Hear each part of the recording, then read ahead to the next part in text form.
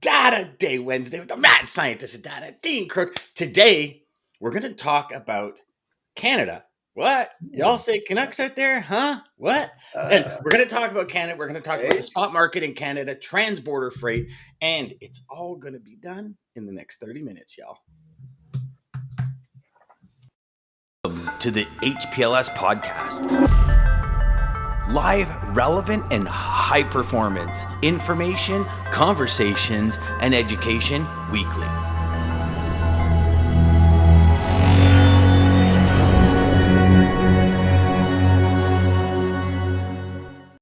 So have y'all ever pretended like you were cool and then you tripped or something? That's exactly what I just exactly what I just felt happened. Where I was like, "Oh my god, this is a great intro," and I'm clicking and the button's not clicking, and I'm like, and then yeah, and then I have my screen set where when I double click it expands because I don't know, as of like December 20th, my birthday was December 9th, as of December 20th, I lost my eyesight. So now when I just like touch my mouse twice, the screen expands and it was expanded. I'm like, oh my God, where's the button? Where's the button? Where's the button? It's like one of those, yeah, man. And you bail. Yeah. So, anyways, welcome everybody, gentlemen. Good morning to y'all. Great morning this Look morning. At these Lisa, mornings. Go slow on the mornings.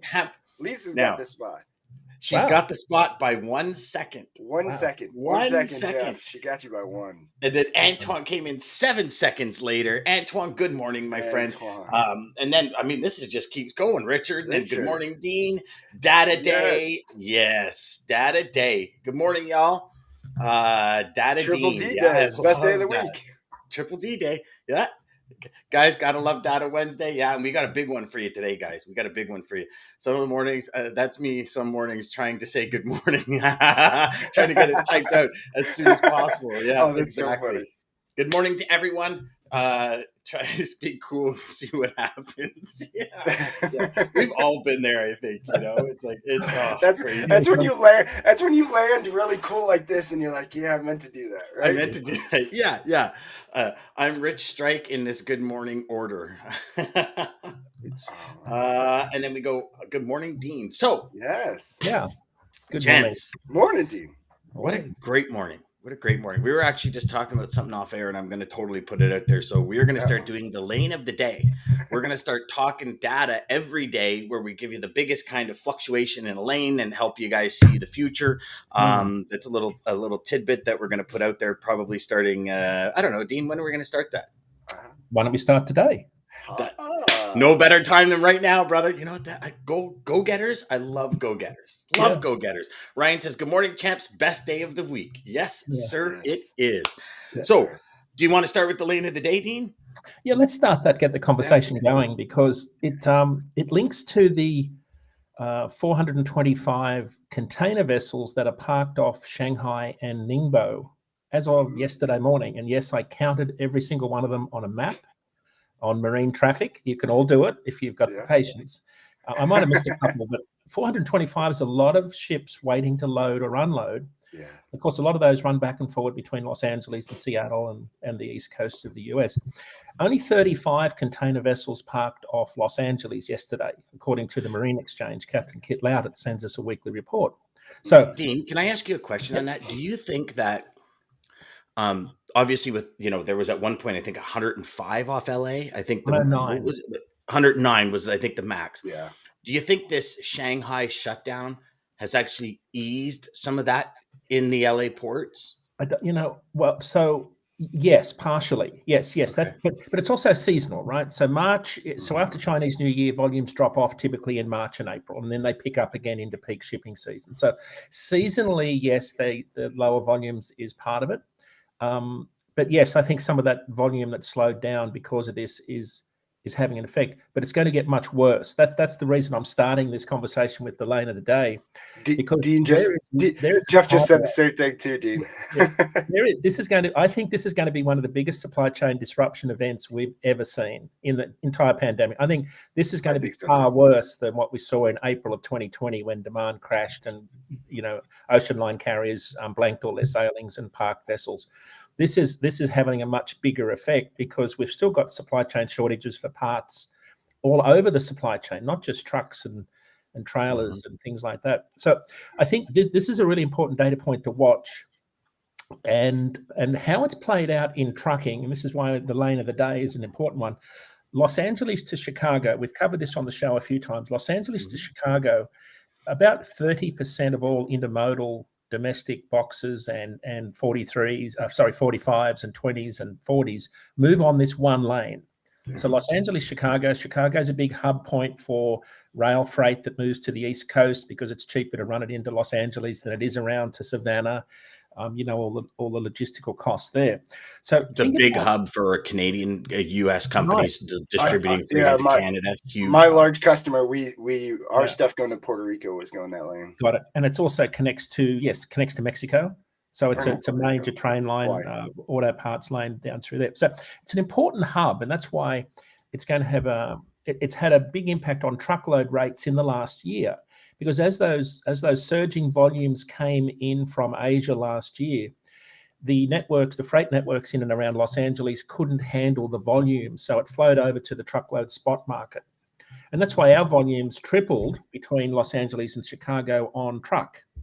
Because trains have fixed networks, it's very hard for them to move their capacity around. It takes time to position a container or a flat car or a well car. Trucks are much more nimble.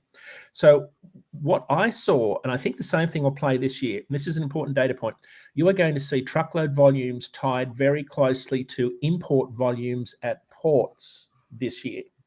So as they drop, truckload volumes drop, rates drop. As the vessels start bunching, the volume starts surging, it flows over to truckload, spot rates go up. So what's happening in Los Angeles today is absolutely staggering, to the point where we've gone from 109 vessels waiting on the 9th of January down to 35 today. And remember, in normal times, pre-pandemic times, you might only have 1 or 2 vessels waiting. We've got 35 today, so it's still a pretty big deal. We thought 40 was bad a year ago. So yeah. How it's playing out is on that one lane, in terms of the lane of the day, this is a really important data point for everyone. So we're talking LAX to Chicago for everybody out there. This is long haul truck. So if you said what lane do truckload carriers and intermodal carriers compete the most, it would be this lane, because it's the highest volume lane. So on truckload, after being as high as $3.29, excluding fuel last December, spot rates from Los Angeles to Chicago for dry van have dropped 51% since December. It's only May, but they've dropped 51% to just $1.62 per mile.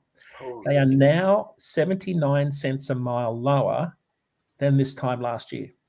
So if you think about capacity loosening and import volumes dropping and network fluidity increasing as capacity comes back to the market, so we've seen rates drop on this really big intermodal lane. And I think this links back to Shanghai, right? Because we get about half of our import containers every month from China, about 46% in April.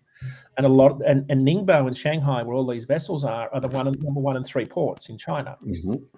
So this is why when those ships start moving, you're going to see a lot of volume hit all of those ports. You're going to have your same bed sheet example again, trying to get to Orlando, and you're running 40-foot containers on teams and paying $10,000 a box.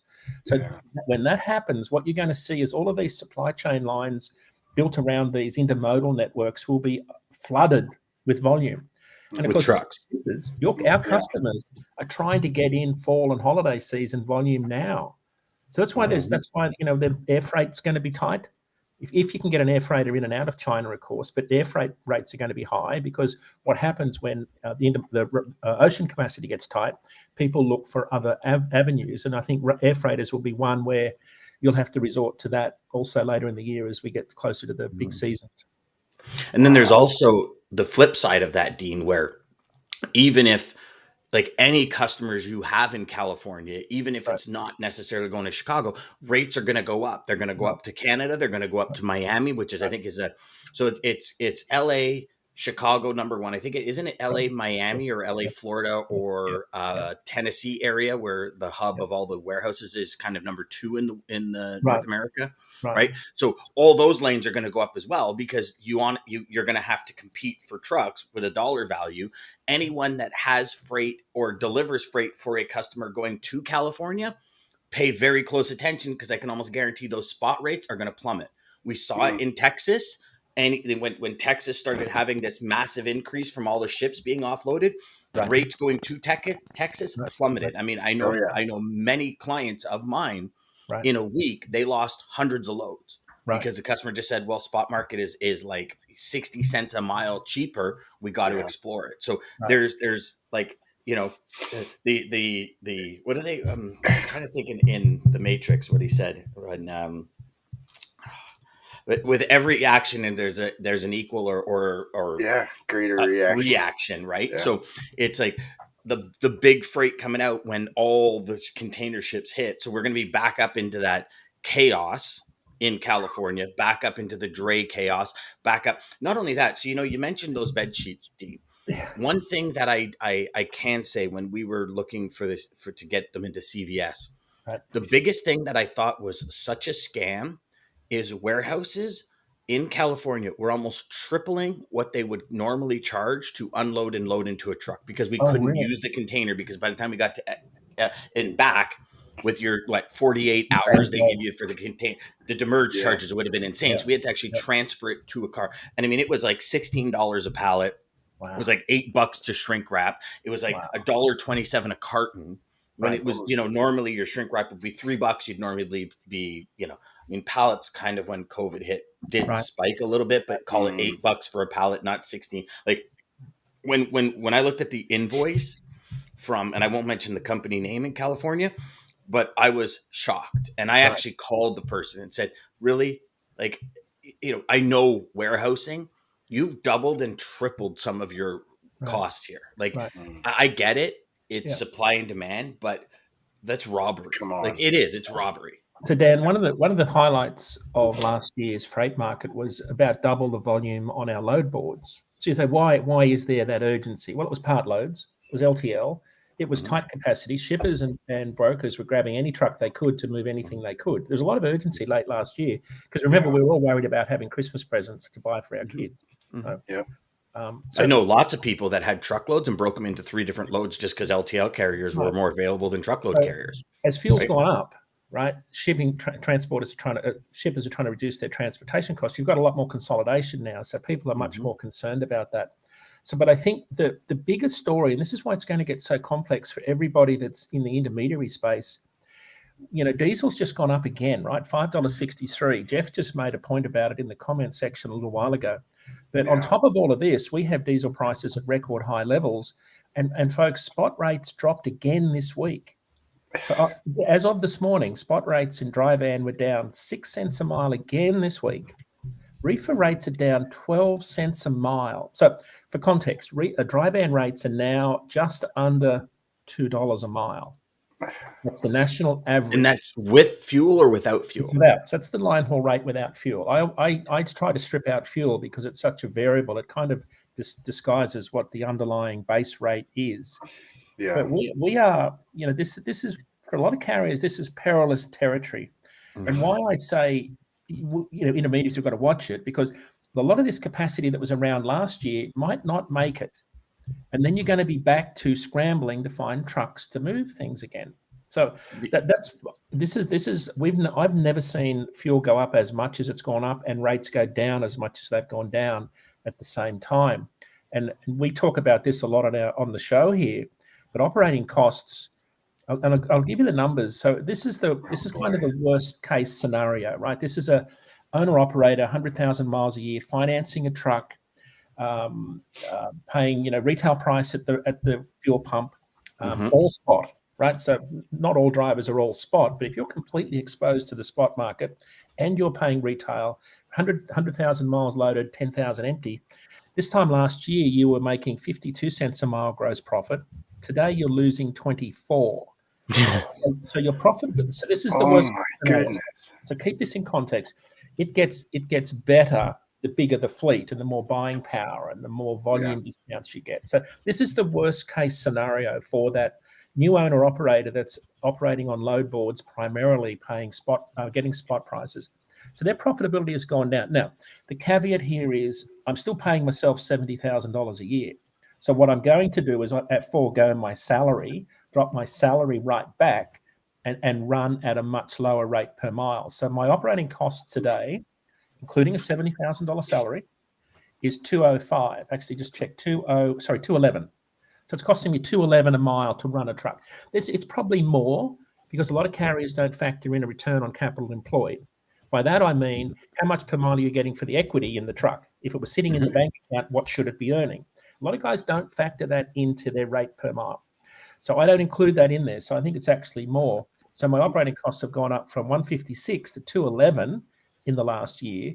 And rates have dropped. Yes, so spot rates are down around break even for a small guy. And if you're negotiating with someone to move freight, they're already hurting and they're already at break even. And that's where you're going to find that I think capacity starts to bleed off.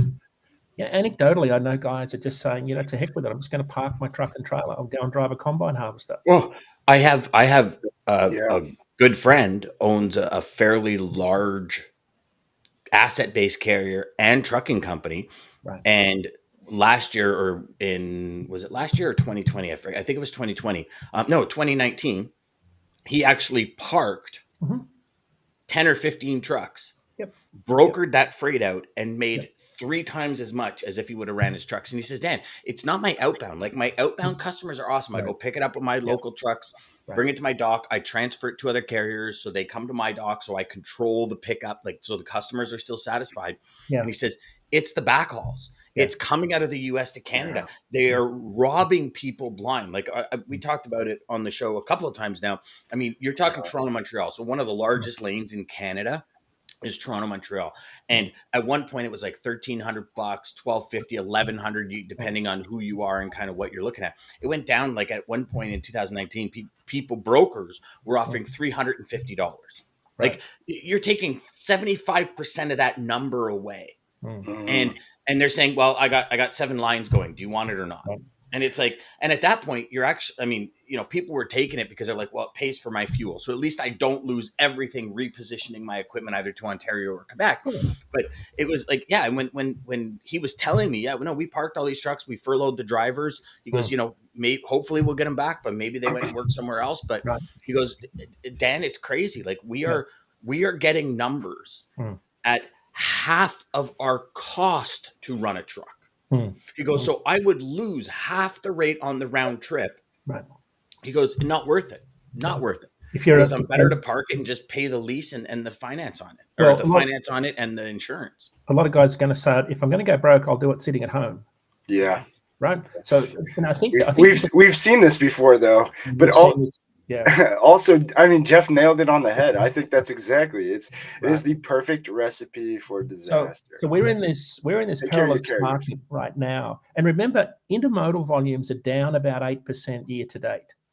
So the intermodal networks aren't adding sufficient capacity to handle more volume. That's assuming there's more volume to handle. Like I'm not sure on what this week's data shows, but typically, the intermodal moves a fairly big chunk of long haul freight, and they're suffering because they can't get engineers back. They furloughed a lot of engineers in April and May. They're having a real hard time. When you listen to the earnings calls of the Class 1 railroads, they say our biggest issues are getting labor engineers back to run our trains. So they are having real problems trying to pick up the slack.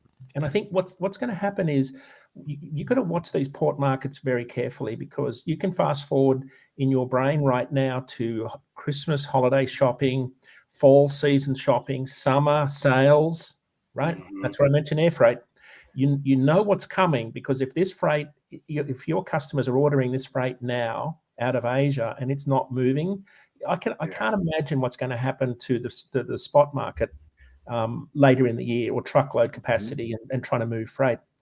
But if we drive the market down, right, and spot rates keep plummeting, and and margins keep getting expanded on the intermediary side, eventually some of that capacity just vanishes. Yeah. Or the drivers go back to working for a large carrier with their truck, or they just go and drive for a large carrier and park their own truck and trailer. Or just decide to get out and go do something else completely because they're sick of the back and forth. Yeah, and this is a long freight cycle. Normally freight cycles are 16 to 18 months. We're probably 2 years into this freight cycle. When you go from start to finish, it's a long cycle, but it's turned quickly. It's turned in 2 months. it's turned, and it was already turning before Russia invaded the Ukraine, right? So the market was already turning, and diesel prices were already going up. That just expedited it a little bit. It just accelerated that change. So this shift is substantial. You can't ignore it, because I think in 6 months' time, you're going to be seeing the outcome of this, which again is the market could turn again just as quickly. You'll have tight capacity, and spot rates and contract rates will start to go up. Skyrocket. Yeah. But we're definitely at the peak of the cycle right now in terms of rates. So we got some comments for everybody. I apologize that we haven't been getting to this. So John says, favorite time of the day with Dean? Yes, sir. Yes. Nerfad said it's a wild world in the LA area during the pandemic. I booked 8 loads of appliances that were floor loaded, and I was paying $8,000 plus from West Coast to East Coast. I thought it was a great rate. It's a big one. Sorry, guys. Then I booked drivers without stating it was floor loaded, because I didn't think it was a big deal at this rate. Not one driver loaded. They all left after showing up on site for pickup. They took palletized freight instead and told me to take a hike. Lesson learned, my bad. I am sure though. Sorry guys. I'm sure that right now they would take floor loaded or machine blown freight in their dry van, considering how bad rates are and how badly they have dropped while fuel continues to climb like crazy. Yeah. That's the internal battle we keep having though in the industry. Jay says it's going to be a cluster. I'm sure there's an FUCK after that, but he didn't want to write it. Worse than before. Maggie said it's the Newton's law of motion. Yes, sorry, that was what I was looking for. Thank you, Maggie. I appreciate that. I don't care what DJ says. You're awesome. She is. Just kidding. That was bad. I'm sorry. That was kind of like a GI. So logistics runs by Murphy's Law. Anything that can go wrong will go wrong. Stop inviting Murphy to the party, brother. Yeah, Murph, you're not allowed anymore. It's all about greed, Dan, which is part of the ongoing issues we're facing. Nailed it, Jeff. Absolutely. Jeff says, wow. And then Jeff says, recipe for disaster. And then Jeff says, we're looking at 78 days longer on sailings out of Shanghai. That brings us to late August, beginning of September. Interesting. This is normally a 21-day transit, right, across the ocean. This is incredible. Wow. So only 35 vessels banked up today. That's why you're going to see more volumes. East Coast volumes are down compared to West Coast. East Coast volumes are up. West Coast volumes are down year over year as of April's data. So you're going to see this shift from east to west is going to continue, I think, throughout the year. I think this is an important one for folks to watch. There's definitely a shift. But of course, the wild card, the contract labour negotiations with the 29 ports and 22,000 workers on the West Coast began on last Friday. It's due to conclude in, I think, early July. So this tidal wave of containers is going to be arriving when contract labour negotiations are underway. This is so we're going to see, and I think this is why some shippers are already looking to move there to de-risk from the West Coast ports. So that's part of the reason we're seeing. That's why they're going to Texas and stuff. Yeah, we're seeing more volumes in Gulfport, Mobile, Tampa. So if you're looking, and this is a thing for truckload carriers, if you're not running those lanes, you don't have contract rates in place, it's going to go to the spot market. So that's where I think we're going to see a continuation of the same 18-month trend, and that is more volume hitting more ports as some of these smaller vessels keep bringing in smaller volumes, but they can get into these ports, and we're seeing more truckload volume. Even up where I live in New England, we're seeing some big container ships come into really small ports, because obviously they can get in because of the depth of the draft they can pull, but we're seeing more volumes in places you wouldn't normally think, and that to me is a trend that'll continue. So DJ, for everyone out there, and then we're going to get to Kyle's comment, because Kyle's running live data here with us as well, with him and Nerf, so that's very interesting. But for all the intermediaries out there, for all of you brokers out there, what Dean just said is something that you really should pay attention to. So Texas, Mobile, Tampa, all of these areas, if you're running freight out of these areas, whether it's near port or even 100 miles from port, just understand when these waves start hitting, your costs are going to change. Now is the time to have the conversation with your team members, with your asset suppliers, with your everyone, your partners, and talk to them about it. Share the data with them. Tell them what's happening. Establish a rate where they can make a profit. Dean, you've said it many times. leave something in it for the next guy. Yeah, right. And that is so important. If you're an intermediary and you're like stripping all of the money out, don't be surprised when you lose access to quality people to move that freight. Because here's the thing, you do not move the freight. Your reputation sits solely on the people you hire. And if you have to go down into a C, D, and E class supplier because you made too much profit and knocked out the A class supplier, that's on you. It really is. Is it fair to say collaboration is no longer the future, but collaboration is needed for survival? Yeah, it's mandatory. Mandatory. Like, forget about the fact that when you collaborate, you have less. Yes, forget about the fact that when you collaborate, you have less expenses because things are more dedicated. It's more streamlined. You don't have to spend more time on the spot market. Forget about all that. Right. If you're not collaborating now, like think about this, right, DJ? You look at just that wave in LA.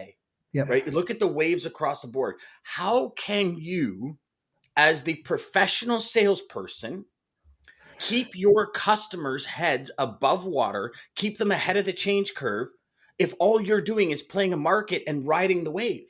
Like you're not doing anything. It's like taking a fishing boat into the Arctic and expecting it to cut through the ice. It's not going to happen. You're gonna bottom and you're gonna sink. But this is the biggest issue with brokers. And everyone out there, I've been a broker for 28 years. I know what I'm talking about. When you do not create the partnerships, and I'm not talking about, I need partnerships just because all of a sudden trucks are scarce. I'm talking from day one, no matter what, even when rates like Dean said, even when the rates are so low, you can put it on the spot market and find any truck you want. You got your phone blown up off the hook. It does not fucking matter. It doesn't build the relationships. You're only, from a carrier's perspective, your reputation, you're only as good as the last load that went south. I don't mean directionally. I mean, and it's vice versa too, Dean. In the broker market, your carrier is only as good as the last load. Exactly. And we've talked about it a million times. You book a load and you're going, I don't know, shit. Okay. And all night you lie in bed going, oh my God, are they going to call me tomorrow? Are they going to deliver? This is so important. You want to call them back. You want to pull oh my gosh, I did the wrong thing. No. Canceled. They canceled. Like a driver of mine called me one night and he said, Dean, I can't see out of my left-hand mirror. I said, what's up, dude? He said, the truck's laying on it. I said, oh. He rolled it. A true story. So he says he just calls in and says, I can't see on my left side mirror. Like, what a way to start the conversation. Well, that was worse when a driver took a combine harvester 4.9 meters under a 4.3 meter bridge in Sydney.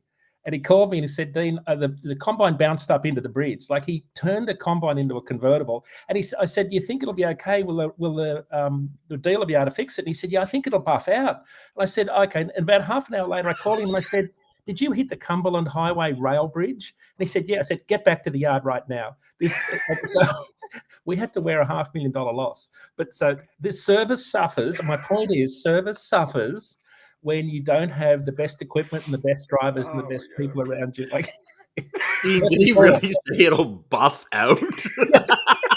Well, we used to have that discussion a lot when we'd put a chain across a bit of metal on a big broadacre farm tractor. Which, the dealers would have a paint shop and they'd fix it. So we'd always say to the driver, do you think it'll buff out? The drivers, of course, they've got no idea. They're banging stuff all day. So you don't know when you hit a bridge if it'll buff out or not? But the bizarre thing, Dan, DJ, he hit a bridge with an escort vehicle front and back at 4 a.m. Like, it's like a double cry. What are you thinking? Oh my God. It just reminded me of, you guys ever seen Bill Engvall where he goes, so in Blue Collar Comedy Tour, he goes, I'm driving down the highway, y'all, and I see a tractor trailer, and the guy's got his trailer jammed right up underneath the bridge. And he goes, and I get out, make sure the guy's okay. And he goes, and I see the state trooper pull up, and I get out of the car, and I saw the look on his face. And he goes, and I goes, he's not gonna. And the state trooper walks in and goes, get your truck stuck? And the guy goes, no, I was delivering the bridge, and I ran out of gas. At least you can let the air out of the tires and get out of that one. Oh my God, that is hilarious. Okay, sorry. So Kyle says, interesting. I moved floor loaded loads out of California too. One guy demanded $10K for the extra for the load. My crazy shipper agreed to $5K. Driver refused. He did a fool. He did a fool and his money get together. Oh, they didn't. Yeah. So Nerf says, Kyle Graves, yes, it was a wild time for Cheryl. And my question to the driver was, what rate can you run so I don't have to tell my customer this bad news? And they simply said, just no floor loaded freight. They don't even try to get money with it. Interesting. Don't forget about the factories that are in shutdown and around Shanghai. They just can't ramp up overnight. So to put the data into equation, it's going to bring us right into peak season. So proactively looking at the what ifs now. 100%. Yeah. Yeah. I know. That was the funniest thing ever, Dean. That's hilarious. Oh, you know what? We should do a war story day. Just like the top story. You know what? Great. Let's do that. Yes. It'd be like the outtakes from Outback Trucker. Yeah. The stuff that didn't make all the stuff that didn't make the reel. But yeah. Lisa says, are we contributing to the problem if we focus on the spot market and the spot market continues to drop? 100%. Exactly. So Lisa, contributing to the problem is anytime we try and knock rates down, because again, it's great that as a broker you make money, but if the brokers that make money are putting the people out that do the work, it's a cyclical cycle and it'll just keep going back and forth. So what'll happen is rates will drop. We'll have another 2019 where so many carriers go out of the business or they get bought by bigger fleets. Then all of a sudden capacity will drop, rates will climb back up. People will buy back into the market. Then they'll drop back. It's just going to keep going. Well, it's the whole idea of the stock market. And if you think of it like that, I mean, it's the bulls and it's the bear, and it's, who's driving it up, who's driving it down. And we're doing the same thing on one side or the other, but we can't. When we see the downward force as a broker, we got to stop. Stop. Yeah. And I think two analogies support that, DJ. If I could just take a minute, for folks that are new into the intermediary space, a contract and spot. So right now there's more moving on contract than spot. It's typically a 90-10 split. It was as high as 75-25 in the last year, 75 contract, 25% spot because of all the LTL part loads urgency. That's changed. But think about contextually, contract rates are like the climate.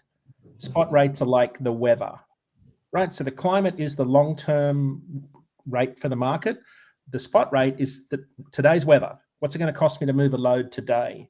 And I think the other analogy that Professor Chris Kaplis always uses is think about the contract freight market as like the water in a bathtub. It's the temperature of the water in a bathtub. Well, what's coming out of the tap is the spot rate. The temperature of what's coming into the market is sort of, that's how you think about this. So I think the weather analogy really helps me understand that the weather today, spot market is cooling off dramatically, but we've just seen it being very hot for the last 18 months. Mm-hmm. Mm-hmm. Mm. Yeah, that's such a great point. Good morning, Gary. We haven't seen Gary in forever. He must be on Mountain Time. Yeah, it's okay. He's showing up right at the end, but that's okay. That's okay. So DJ, so we never actually got to the Canadian spot market. but you know what? Maybe we'll get together and you know what I'll do, guys, is I'll throw out a couple of posts from some of the data that Dean shared. Canadian spot market. It's an important point, Dan, because it looks like there's a little bit of a turn in the market after the blockades in February. We can probably hit on it next week because there's some lanes there that are worth watching. Yeah. Okay, definitely. I know we're I do want to also hit on interpreting the data and taking the data and where we get data and how we get it. And I want to bring Jeff on for that show as well. So we'll have to plan that as well. But DJ, I know this took a quite a big. Oh, this is so fun! Today, it's okay. It's so fun. Let's see how you panned out here, bro. We'll see. We'll see how this works. It might work, but anyway. So, guys, 30 minutes is still too short for. I agree. I think. Are we going to be doing that? Are we going to go to an hour for data day? If you want. Dean, it's up to Dean. Dean, are you good if maybe next week we start doing or schedule an hour, and if we go 45 or 50, whatever, and then we can get to everything? I'm happy to sit here and riff all day. I got a ton of stories we could talk about. Oh, so then let's do that. Let's schedule a minimum of an hour. I'll start blocking out up until 10:30 or 11, and then that way we can just riff all morning. I'm into that. Okay, so you got it. Love Richard, it. Thank you for bringing that guys. up. You heard it. You heard it right now. Yeah. Richard, Jeff, who said it? Richard, you just made it happen. Now 45 minutes to an hour or an hour. So, So again, thank you guys. Before we end Go here, ahead. Lisa's got a question. Agreed. So what are some of the top ways we can help to avoid contributing to the problem? Right. That's a great question. Who wants to go That is a first? great question. Communication, right? So remember, I think from a broker's point of view, carriers don't think transactionally. You do. You're thinking move one load. I need to move this load. A carrier's thinking 5 moves ahead. They're playing chess. They're trying to figure out how do I get home Saturday. So the rate per mile discussion today is very much contingent upon lead time, dock time, what market you're sending me to, and what's that market like. So widen your aperture is how I would describe this. Think about how do I get the carrier to his next market and out of his next market and then into another market. So remember, carriers think they're playing chess all the time. I don't know what the analogy is if you're not playing chess, but maybe it's checkers. I don't know. So think about Jenga. You don't know your next move until you make the first one, maybe instead of chess, right? Yeah. I'll work on that. And Jenga is very unstable. Spot market. Get it? Actually, those are pretty good analogies. I like that. But the answer to Lisa's question is think multi-stage moves. Like a carrier is always thinking that the discussion you have with a carrier will go much easier if you're talking to them about how they get home Saturday and how you get there. Right. Well, I think the big key too is just focus on relationships and less on rates. You know, get your shippers, get your clients to quit worrying about, oh, the spot market's coming down, or oh, this is going down, let's jump on that. No, you know, find a rate that's okay for everybody. Everybody wins. And I think both those conversations are combined. So, you know, DJ's talking about relationship, Dean's talking about the conversation and having the conversation. Like, this is the lane that my customer's moving. Here's the volume. How does that fit into your network? What does it do? What are the benefits for it? What can we do? Here's what, and again, we go back to driver-centric sales. Here's the amenities for your drivers here. Here's what we could do. Here's their schedule. Does it meet what you need in your triangle? Like, all carriers do a triangle. Right? They go load, destination, right? And it's always a triangle. Right. And if our customers fit into that triangle, and I will say it again, because I continuously say it, cost plus models are the models where you talk to your supplier and your team, your carrier, your asset, your partner.